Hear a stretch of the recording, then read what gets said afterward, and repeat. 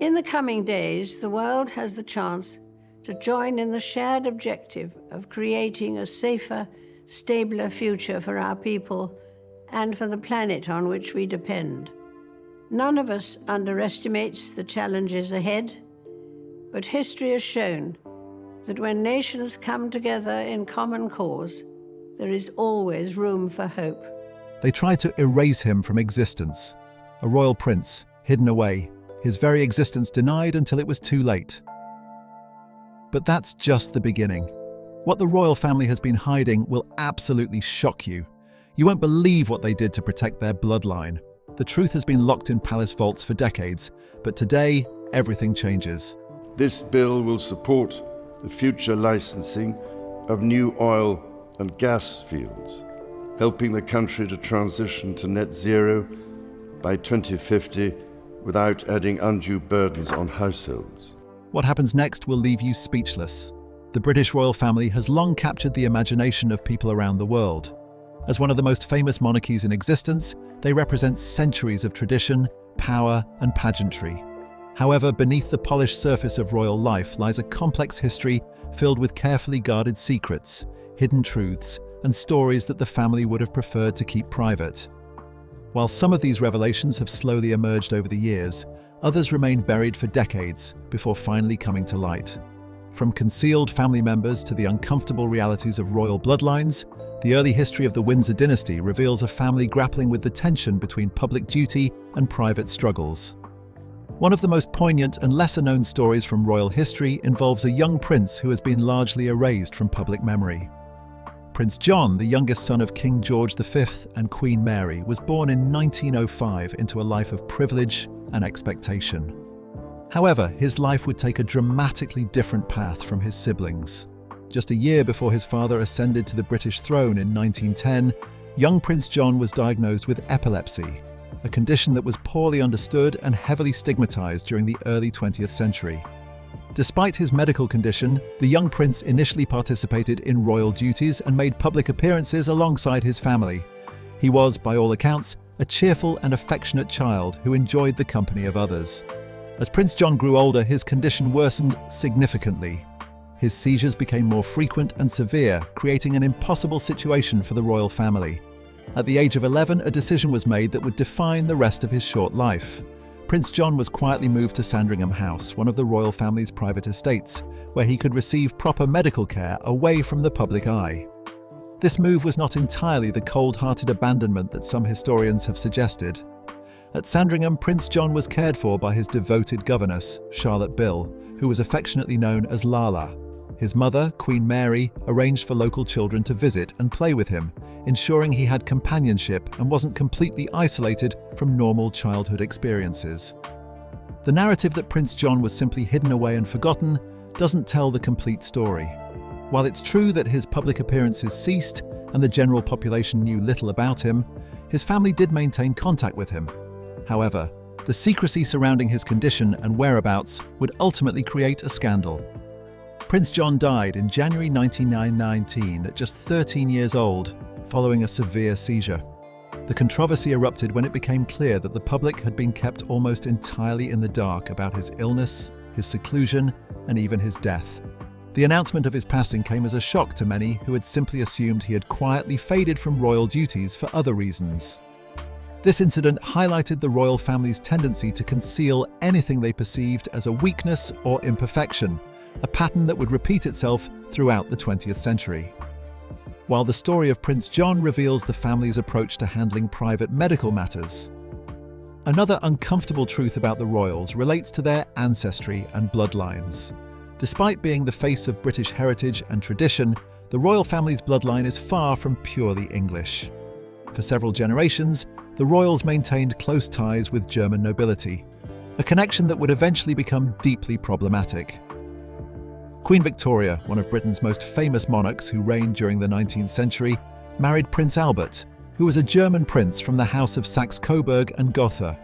This German connection ran deep through the family tree, creating an awkward situation when anti-German sentiment surged during World War I.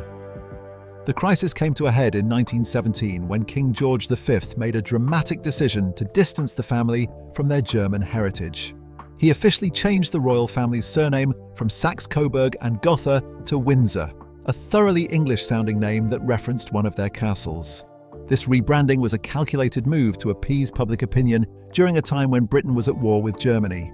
The change was so effective that many people today have no idea that the Windsor name is less than a century old.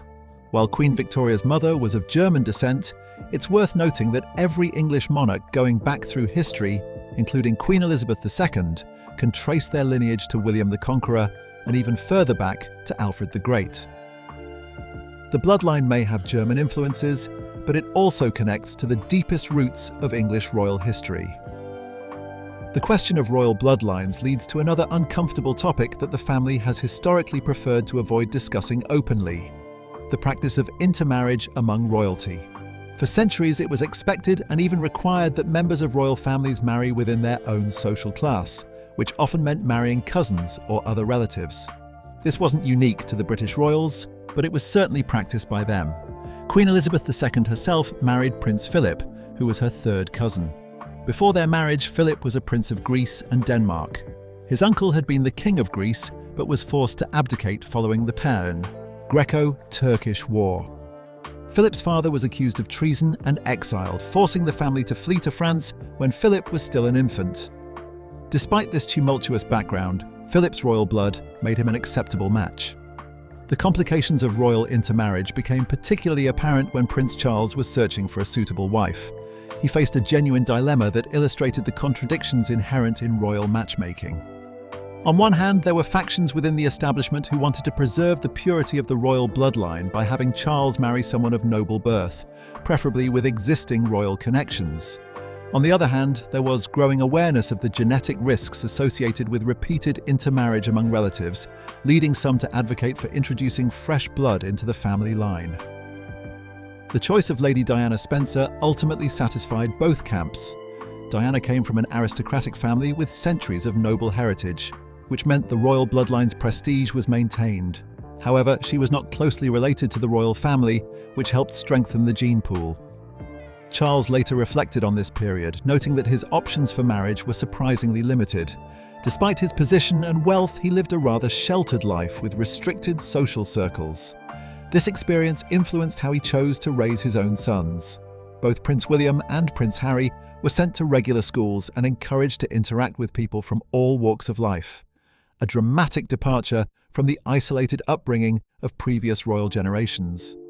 This more open approach has undoubtedly helped both princes connect more authentically with the British public. The introduction of Catherine Middleton and Meghan Markle into the royal family represents a continuation of this trend toward diversifying the gene pool and bringing in perspectives from outside the traditional aristocratic bubble. While it remains to be seen what long-term impact this will have on the family's genetics, there's no question that these marriages have brought new energy and modern sensibilities to an ancient institution. The modern era has brought unprecedented scrutiny to the royal family, with cameras and journalists documenting their every move. While earlier generations could hide indiscretions behind palace walls, today's royals live under constant surveillance. This reality has exposed scandals that previous monarchs could have easily suppressed, revealing that even those born into privilege are not immune to controversy and poor judgment. Perhaps no recent scandal has been more damaging to the royal family's reputation than the allegations surrounding Prince Andrew, the Duke of York.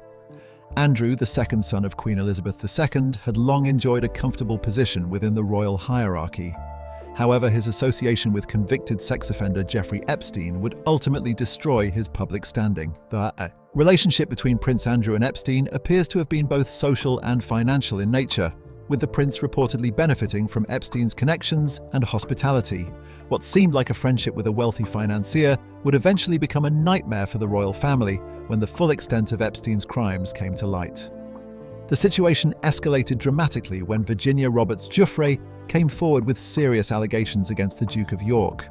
According to her testimony, Epstein had trafficked her and forced her into sexual encounters with his powerful friends, including Prince Andrew.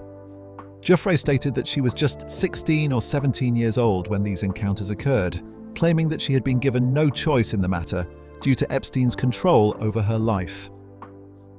She alleged that she had sexual relations with Prince Andrew on 3 separate occasions at different locations. When these allegations first surfaced, Prince Andrew categorically denied them. He claimed he had no recollection of ever meeting Virginia Giuffre and suggested that her accusations were entirely false. However, Prince Andrew's denials quickly unraveled when a photograph emerged showing him with his arm around a young Virginia Giuffre, with Epstein's associate Ghislaine Maxwell visible in the background. The image appeared to have been taken in Maxwell's London home and directly contradicted Andrew's claim that he didn't know Giuffre. The prince attempted to explain away the photograph in a disastrous television interview with the BBC, offering bizarre excuses and showing what many perceived as a lack of empathy for Epstein's victims.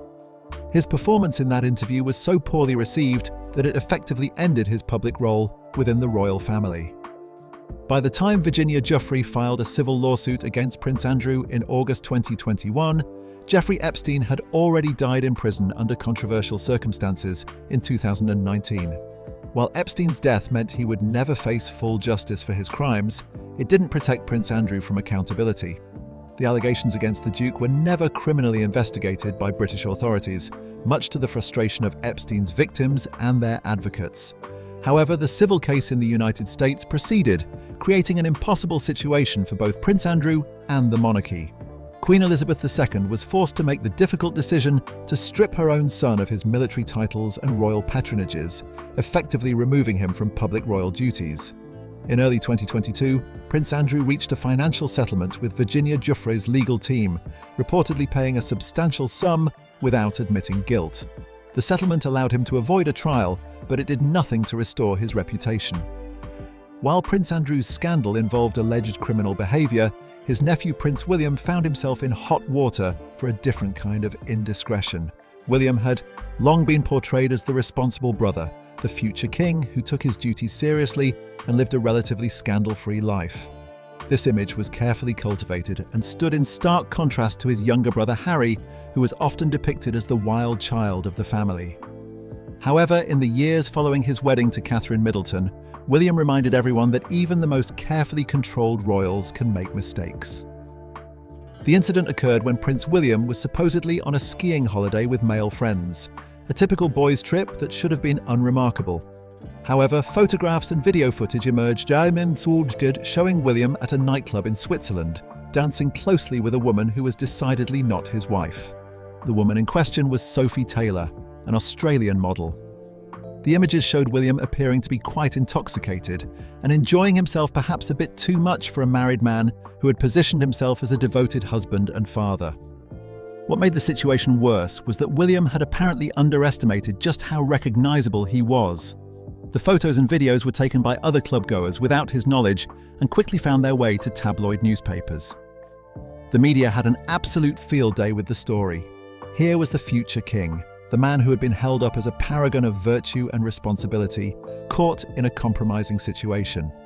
Reports suggested that Catherine was furious when she learned about the incident, though the palace never officially commented on her reaction. The entire royal family was reportedly displeased with William's lapse in judgment. While there's nothing inherently scandalous about going to a nightclub or having a few drinks, the circumstances raised eyebrows. William had told his wife he was on an all-male ski trip, yet he ended up in a club dancing with an attractive model. The optics were terrible, and it suggested a level of dishonesty, or at minimum poor judgment, that people didn't expect from him. The royal family's response was to essentially pretend it never happened. They worked to minimize coverage of the incident and hoped it would blow over quickly. To some extent, their strategy worked. The story eventually faded from the headlines, though it permanently damaged William's image as the perfectly behaved heir. The incident served as a reminder that royal status doesn't prevent someone from making foolish decisions, especially when alcohol is involved. The Middleton family learned this lesson about privacy and vulnerability in an even more invasive way. When Catherine Middleton married Prince William, she knew her life would change dramatically. She underwent extensive training on royal protocol and how to conduct herself in public. By all accounts, she adapted remarkably well to her new role, always appearing poised and appropriate at public events. However, no amount of training could have prepared her for the violation that occurred while she and William were on a private vacation in France. The couple had travelled to a chateau owned by relatives, seeking a rare moment of genuine privacy away from official duties and public scrutiny. Catherine was sunbathing topless on what she believed was a completely private terrace, unaware that a photographer with a powerful telephoto lens was positioned far away, capturing intimate images without her knowledge or consent. When these photographs appeared on the cover of Closer magazine in France, the reaction was one of shock and outrage. The images were a clear invasion of privacy, taken in a location where Catherine had every reasonable expectation of being shielded from prying eyes. The royal family took immediate legal action, and the photographs were eventually removed from circulation. The publication was successfully sued, and the incident was supposed to be put behind them. However, the embarrassment for both the Middleton and Windsor families was considerable. This wasn't some youthful indiscretion that Catherine could be blamed for. It was a pure violation, yet it still managed to create a scandal that reflected poorly on the monarchy. Unfortunately, this was just the beginning of the Middleton family's troubles with intrusive photography. Catherine's sister Pippa had played the role of maid of honour at the royal wedding, and her appearance in her bridesmaid dress had attracted enormous media attention. Overnight, Pippa became a celebrity in her own right, with particular focus placed on her figure. This newfound fame came at a steep cost. Just a week after the wedding, photographs of Pippa from years earlier surfaced online. These images showed a much younger Pippa, likely in her early 20s, wearing only a bra and white skirt while dancing provocatively for a young man. The photos had clearly been taken at a private party long before her sister's relationship with William became serious. The situation deteriorated further when additional compromising photographs emerged, including topless images of Pippa and even nude photographs of her brother James. These pictures had all been taken years before the royal connection, during what the Middleton siblings presumably thought were private moments among friends. The publication of these images represented a significant breach of privacy and caused tremendous embarrassment to the family. The Middletons had suddenly been thrust into the harsh spotlight that comes with royal connections, discovering that their past privacy could be retroactively violated once they became associated with the monarchy. The incidents highlighted a harsh reality of modern royal life where nothing, no matter how old or private, is truly safe from exposure. The personal lives of royal family members have always been a source of fascination for the public, but few stories are as poignant as that of Princess Margaret, Queen Elizabeth II's younger sister. Margaret represented everything the Queen could not be, while Elizabeth was duty-bound, reserved, and carefully controlled in all her actions. Margaret lived with a sense of freedom and spontaneity that made her both beloved and controversial. She reportedly began smoking and drinking at the remarkably young age of 15, embracing a lifestyle that was far removed from the restraint expected of royals. Margaret was a fierce advocate for living life on her own terms, and nowhere was this more evident than in her romantic relationships. When Princess Margaret was just 22 years old, she fell deeply in love with a man who would be considered entirely unsuitable by royal standards. Captain Peter Townsend was a decorated Royal Air Force officer who had served with distinction during World War II. However, he had one fatal flaw in the eyes of the establishment. He was divorced. The two had actually first met years earlier when Margaret was only 14 and Townsend was being interviewed for a position as an equerry to her father, King George VI. Their relationship remained professional for years, but as Margaret grew into a young woman, romantic feelings developed between them. The 16-year age gap between Margaret and Townsend raised some eyebrows, but it was his divorced status that created an insurmountable obstacle. At that time, the Church of England, of which the monarch served as the supreme head, did not recognise divorce. The situation put Queen Elizabeth in an impossible position.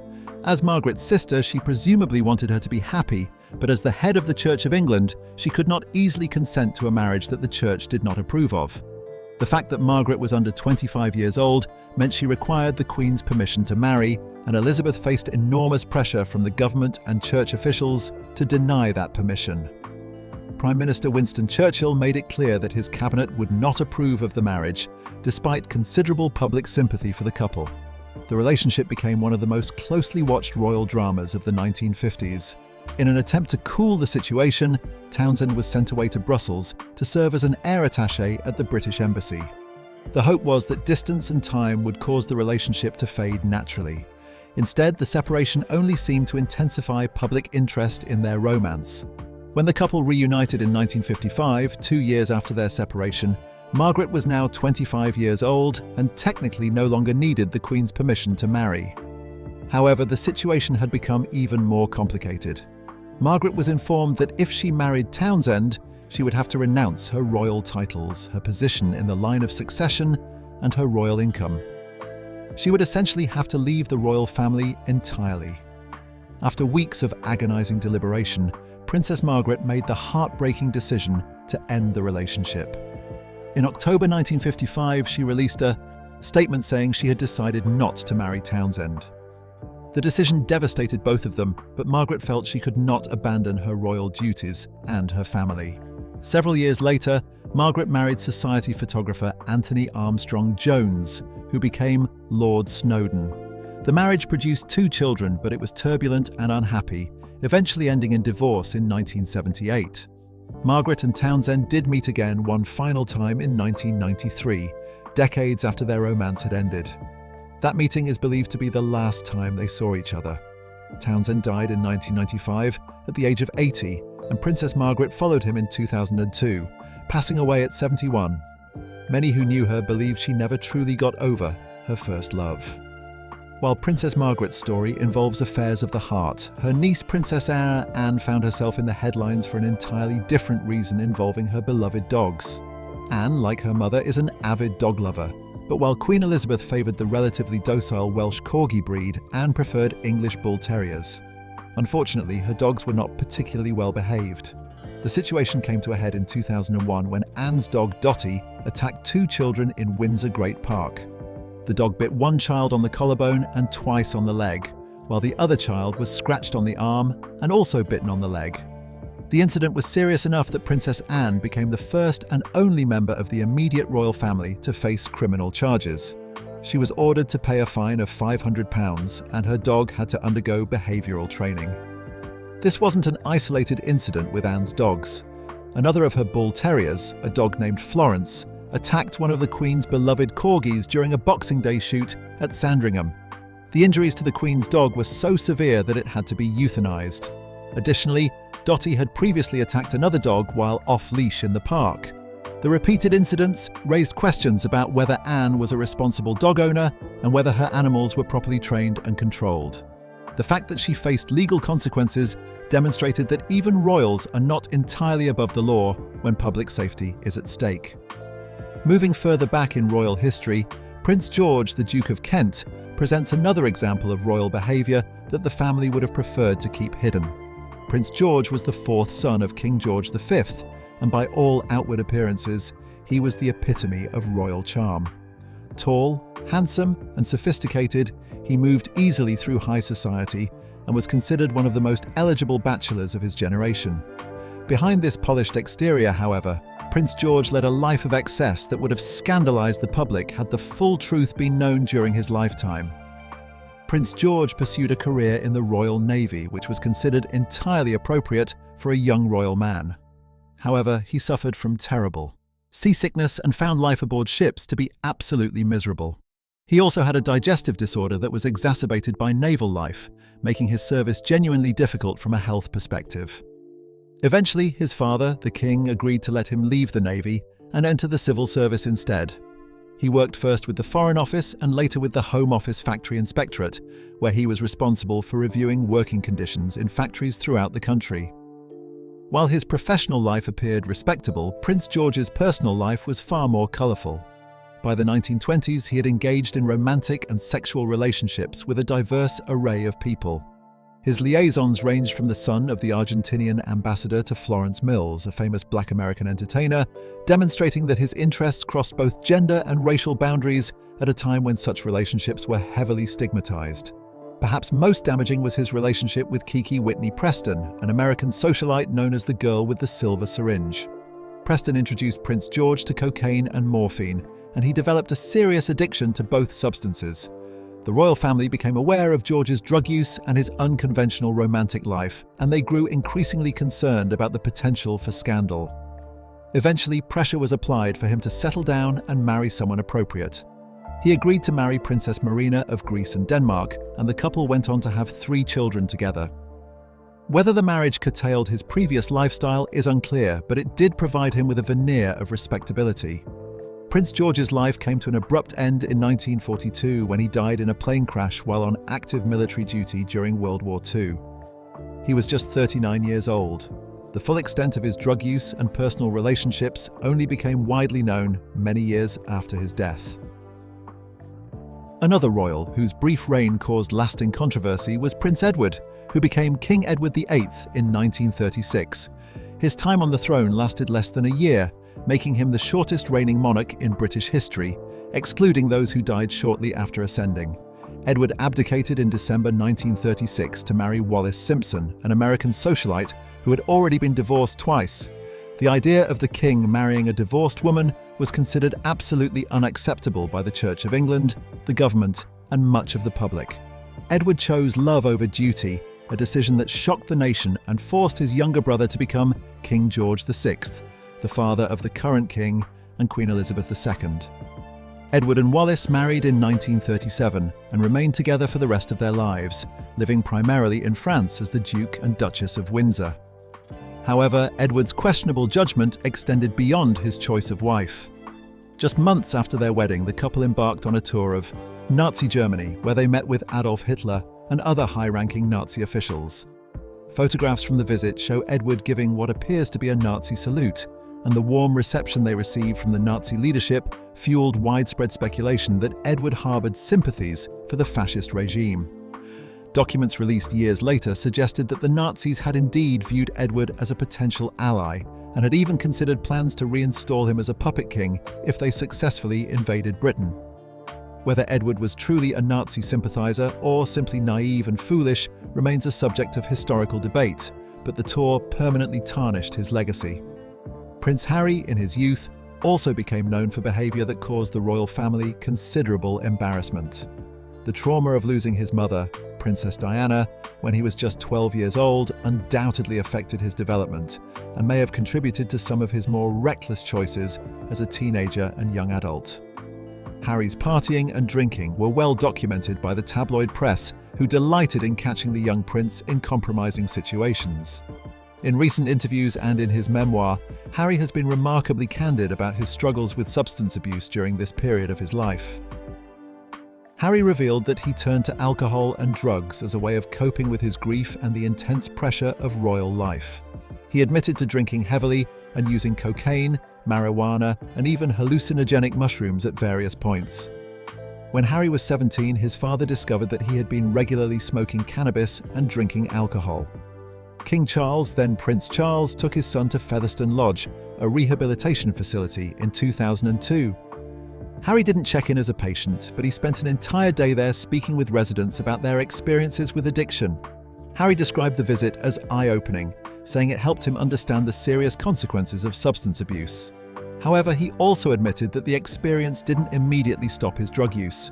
He continued to experiment with substances for years afterward, including a particularly memorable experience in 2016 when he consumed magic mushrooms and tequila at a gathering in California. The death of Princess Diana in a car crash in Paris in August 1997 remains one of the most shocking and tragic events in modern royal history. Diana was killed alongside her companion, Dodi Fayed, the son of Egyptian billionaire Mohammed Al Fayed, when their car crashed in the Pont de l'Alma tunnel while being pursued by paparazzi photographers. The driver of the vehicle, Henry Paul, was also killed in the crash. The official investigation concluded that the accident was caused by Paul's reckless driving while under the influence of alcohol and prescription drugs, combined with the fact that none of the passengers were wearing seatbelts. However, not everyone accepted this explanation, and conspiracy theories about the crash began circulating almost immediately. Mohammed Al Fayed became one of the most vocal proponents of the theory that Diana's death was not an accident, but rather a carefully orchestrated assassination. Al Fayed, who owned the famous Harrods department store in London at the time, used his wealth and public platform to push these allegations for years. He appeared at the official inquest into the deaths of Diana and Dodi in 2008, where he made extraordinary claims about the royal family's involvement. Al-Fayed stated in court that he believed members of the royal family had orchestrated Diana's death because they did not want her to marry his son, a Muslim man of Egyptian heritage. He suggested that the establishment could not tolerate the idea of the mother of the future king being involved with someone outside their approved circle. Al-Fayed went further, making deeply personal attacks on individual royals. He accused Prince Philip, the Duke of Edinburgh, of being both a Nazi and a racist, suggesting that Philip's alleged bigotry was a driving factor in the supposed plot. He also claimed that Prince Charles had participated in the conspiracy because he wanted to be free to marry Camilla Parker Bowles, without the complication of Diana remaining in the picture. These were serious allegations that painted the royal family as cold-blooded murderers, willing to kill the mother of two young princes to preserve their reputation and maintain control over the line of succession. Despite extensive investigations by both French and British authorities, no credible evidence was ever found to support these conspiracy theories. The official inquiries concluded that Diana's death was the result of a tragic accident caused by drunk driving and excessive speed while attempting to evade photographers. However, Al-Fayed never accepted these findings and continued to publicly blame the royal family until his death. The controversy highlighted the deep suspicion that some people harbour toward the monarchy and their willingness to believe that the institution is capable of extreme measures to protect itself. For the royal family, the persistent accusations added another layer of pain to an already devastating loss, particularly for Princes William and Harry, who had to grow up hearing conspiracy theories about their mother's death. While Mohammed Al-Fayed accused Prince Philip of racism, the Duke of Edinburgh had indeed developed a reputation over the decades for making insensitive and culturally inappropriate comments during official visits around the world. Philip's gaffes became so frequent and well-known that they were often dismissed as harmless eccentricity or the unfortunate product of his advanced age. However, many of his comments caused genuine offence and reflected outdated attitudes about race and culture that had no place in modern diplomatic relations. One of the most infamous incidents occurred during a state visit to China in the 1980s. Prince Philip told a group of British students studying in Beijing that they would become slitty-eyed if they stayed in the country too long. The comment used a derogatory term to describe Asian facial features and was immediately recognised as deeply offensive. The remark caused an international incident and led to formal complaints from Chinese officials and Asian community groups in Britain. Rather than apologising unreservedly, Philip seemed bemused by the controversy, apparently unable to understand why people found his comment problematic. This was far from an isolated incident. During a visit to Australia, Prince Philip asked an Aboriginal leader whether Indigenous people still threw spears at each other. The question revealed a stunningly ignorant view of Aboriginal culture, reducing a complex and ancient civilization to primitive stereotypes. On another occasion, he told a British tourist in Hungary that she must have been brave to visit a country where everyone was fat. He asked a Scottish driving instructor how he managed to keep his students sober long enough to pass their tests, playing into stereotypes about Scottish drinking habits. The list of such comments goes on and on, spanning decades and continents. Defenders of Prince Philip often argued that he belonged to a different generation and that his comments, while unfortunate, were not meant with genuine malice. They suggested he was simply awkward at small talk and that his attempts at humour frequently misfired. However, this explanation only goes so far. Philip represented Britain on the world stage for more than 70 years, and his inability or unwillingness to adapt his language to changing social standards reflected poorly on the institution he represented. His legacy remains complicated, mixing genuine service and dedication to royal duty with a troubling pattern of insensitive remarks that caused hurt and embarrassment. The fact that these comments continued well into the 21st century, long after such language had become socially unacceptable, made them even more difficult to excuse. On a lighter note, King Charles III has an unusual claim to fame that connects him to one of history's most notorious figures. Through the complex web of European royal genealogy, Charles is actually related to Vlad III, the 15th century ruler of Wallachia, a region in what is now Romania.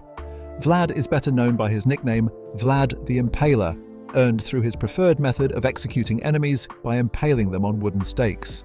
This gruesome practice, along with his reputation for extreme cruelty, inspired Irish author Bram Stoker when he wrote his famous novel Dracula in 1897. King Charles is believed to be Vlad's great-grandson 16 times removed, with the connection running through the line of Queen Mary, the consort of King George V. Charles has actually acknowledged this ancestry and seems rather proud of it. He has visited Romania multiple times and purchased property in Transylvania, the region most associated with Dracula legends. During these visits, he has spoken about his connection to Vlad and expressed his love for Romanian culture and the preservation of traditional ways of life in the region.